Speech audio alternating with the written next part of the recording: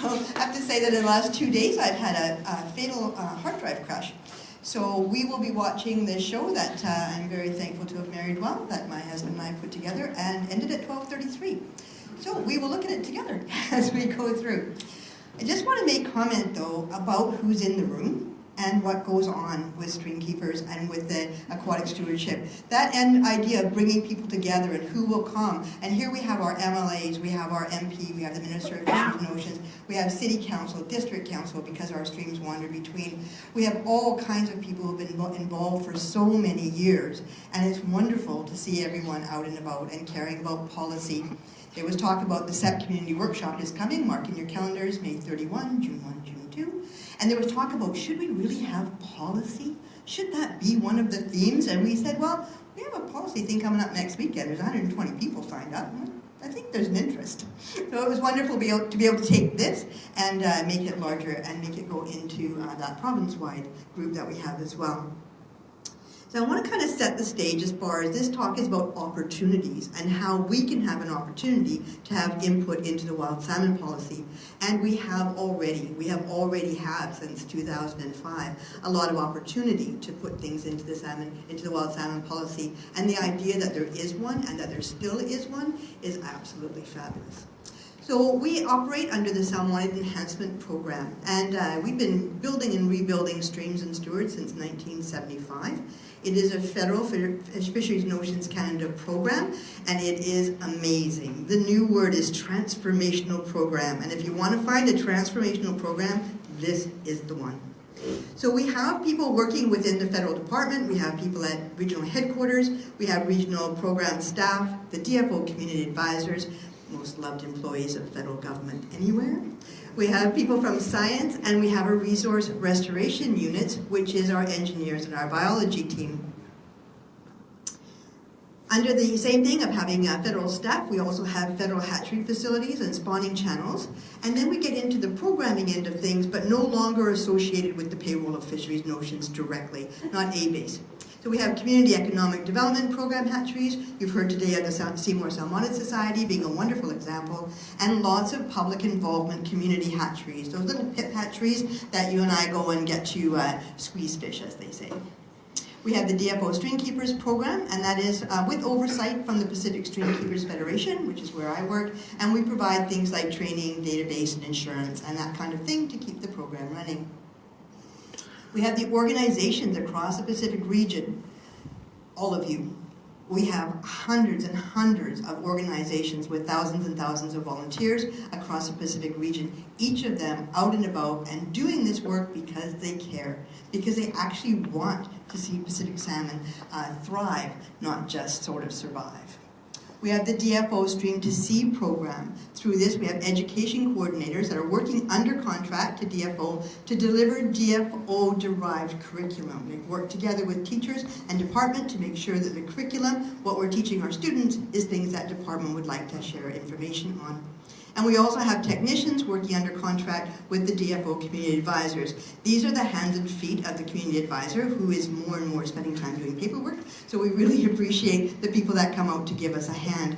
So that kind of encapsulates what this Salmon Enhancement Program is.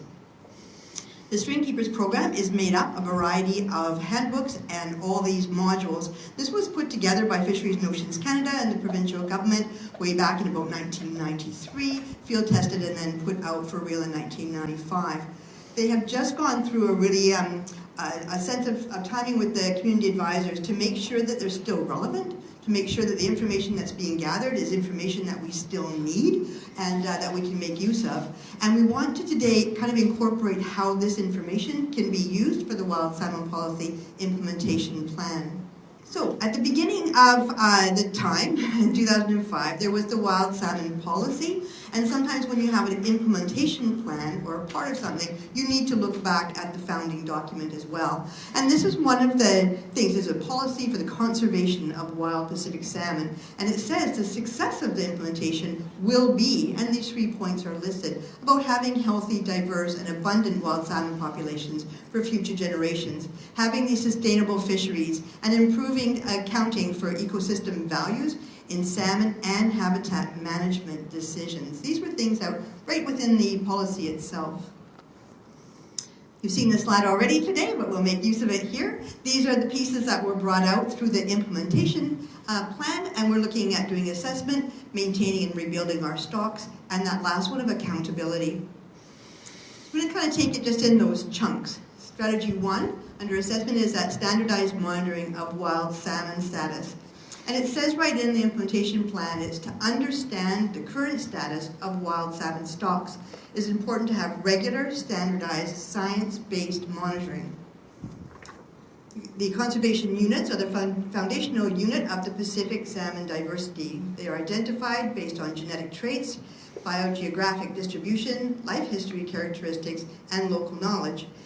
And this is where we come in, because we know about these things. We know about the need to know about genetic traits, where the distribution of these fish are. We've actually named a few of them as they're going out and as they're coming back in, and certainly about the local knowledge. So the pieces we see here of being able to fit into the Wild Salmon Policy Implementation Plan and do the flip side of bringing that information forward, we see the Resource Restoration Unit biologists being a really good conduit between understanding, especially about genetic traits and diversity, where are these fish, what's going on with them, and within your own staff is lots of opportunity. The DFO community advisors, they are to me like just the pulse of community and the pulse of knowing what's going on within their communities across the Pacific region and into the Yukon. We have those federal CEDP and PIP hatcheries as well that have a ton of information or the ability to get to it. Oftentimes when people do studies on salmon, it's very difficult to find a wild one out there. So a lot of the studies are actually done on hatchery fish. That's where they get these fish to be able to do the studies.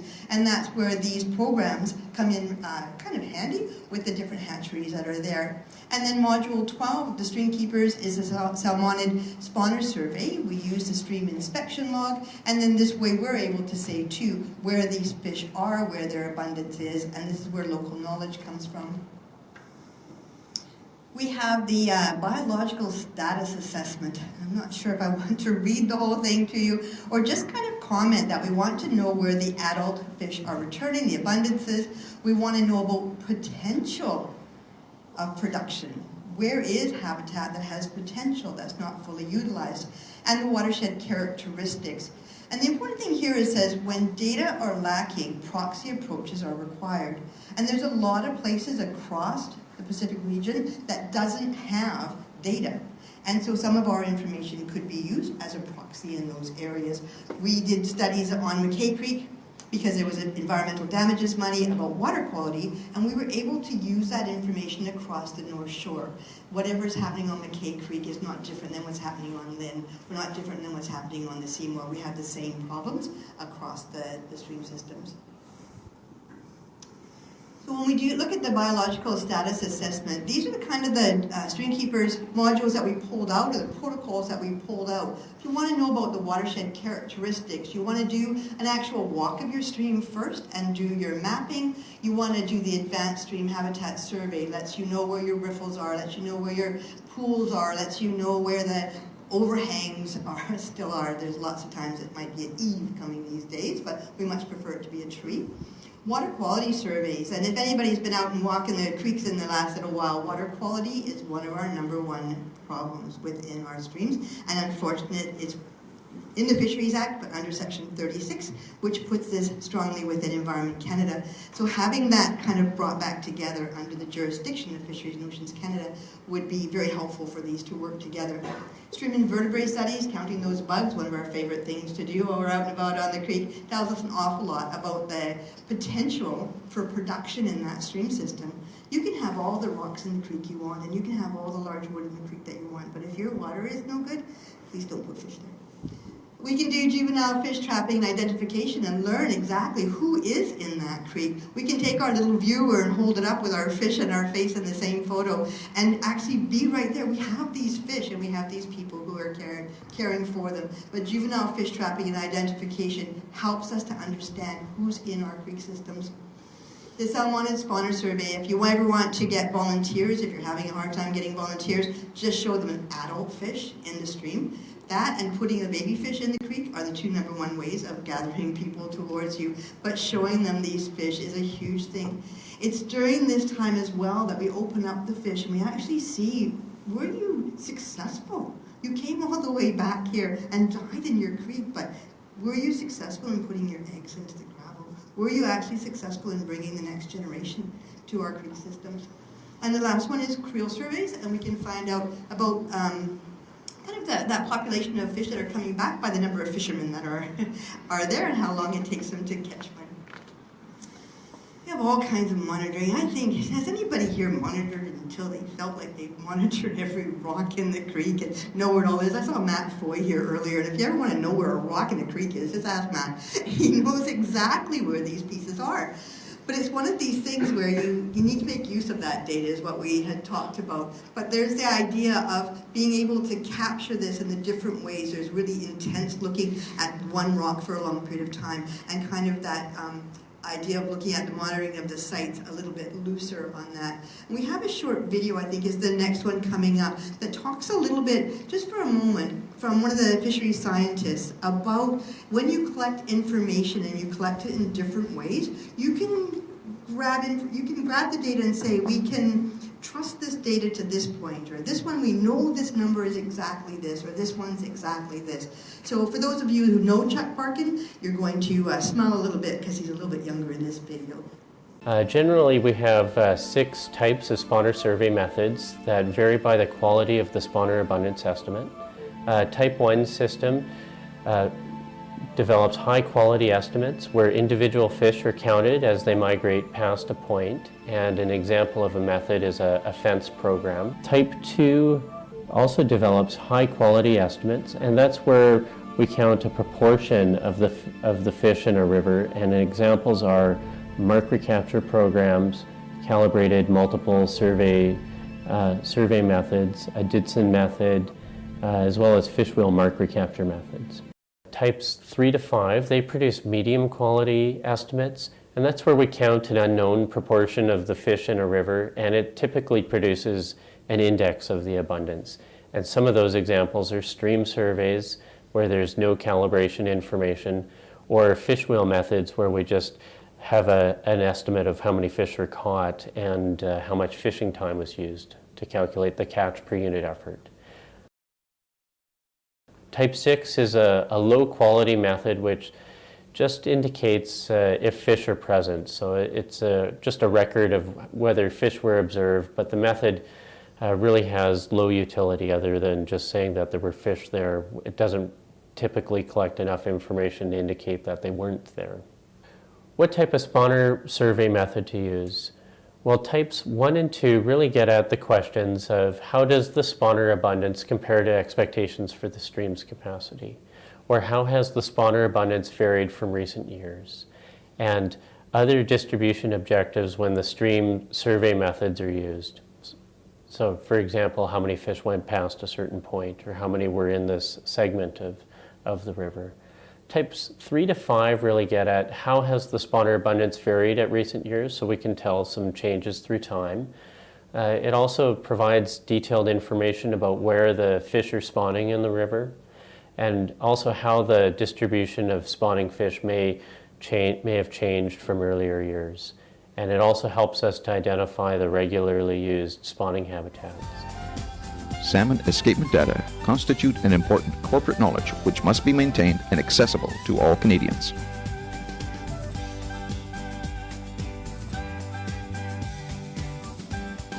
So I wanted to bring up that piece because I wanted to set us where we belong in life and where we are. I'm not going to ask all of you tomorrow to go out and run a fish fence. I'm not going to do that. Maybe the Seymour will ask you.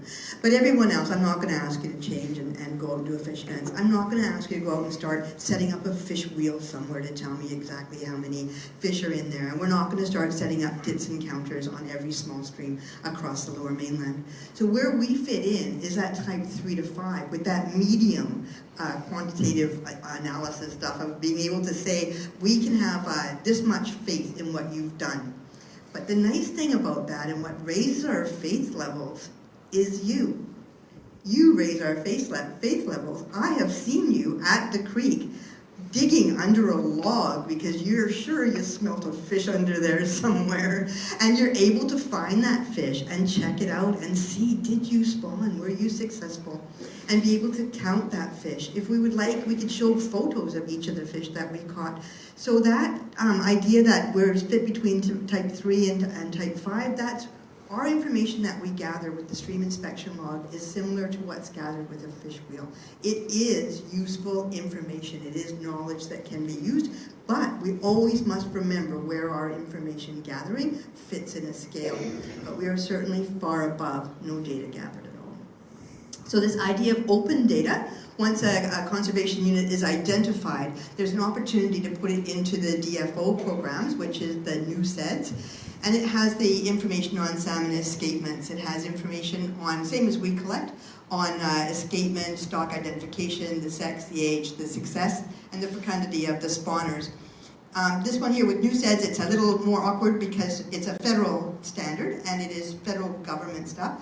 And so it is all vetted and done, and it's a little separate than ours. So if we can go to the next slide. But here there is that opportunity, and that's what we're talking about today, is that opportunity. And there's an opportunity for that community-derived data, or data, from Module 12 for this one. That could be a subset or a proxy. It could be something that could be used in that. Fecundity rates can be obtained from hatchery personnel, community advisors, or our resource restoration biologists. Our hatcheries open up all these fish. We as streamkeepers can't do that because they're still alive.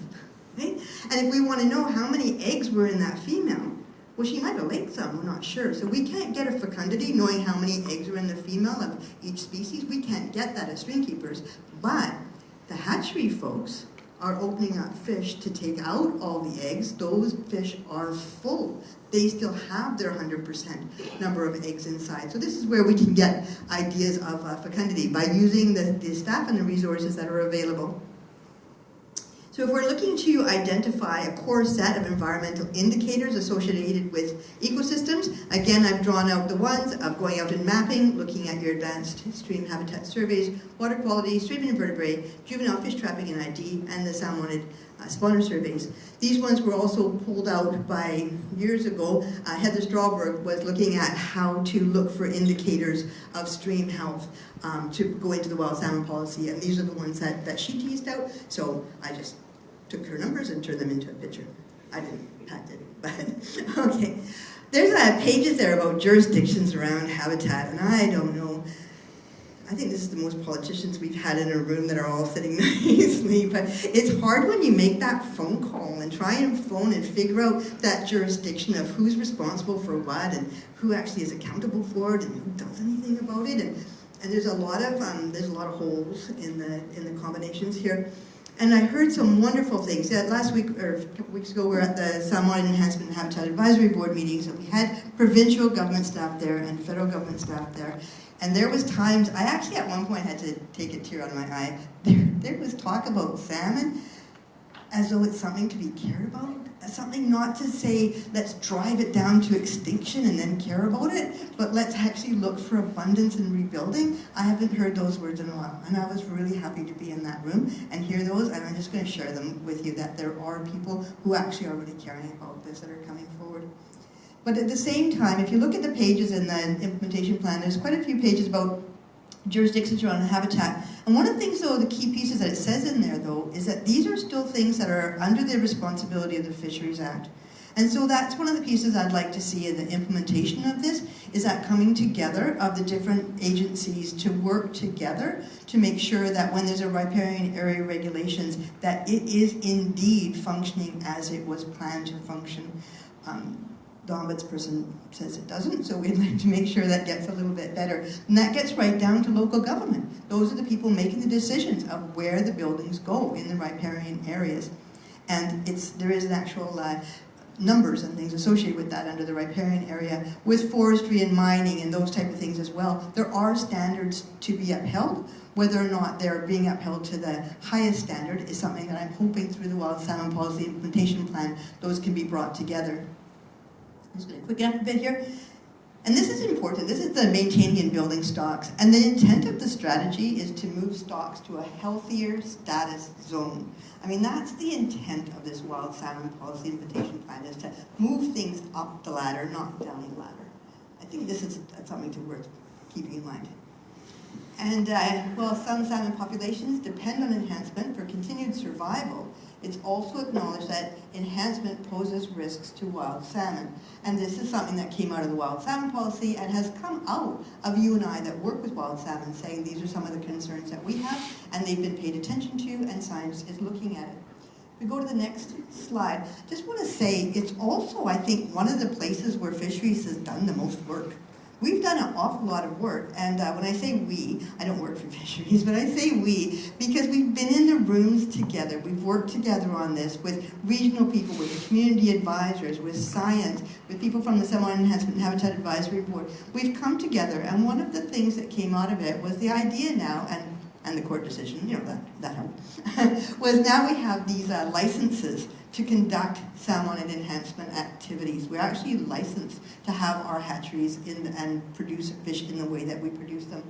I only took the table of contents from the license because it's quite a few pages long, and about some of the things that we look at to ensure that what we do as enhancement volunteers and the fish that we put into the creeks systems are not a problem for the wild fish. The way that we put them in, the size that we put them in, the numbers that we put in, making sure they're healthy, that these are things that are not a concern. The concern that's still listed in the policy is the idea that fishing sometimes occurs because there's a bunch of fish coming back, because of an enhanced fish coming back, and the wilds are running with them. So that's one piece that's still so very hard to deal with.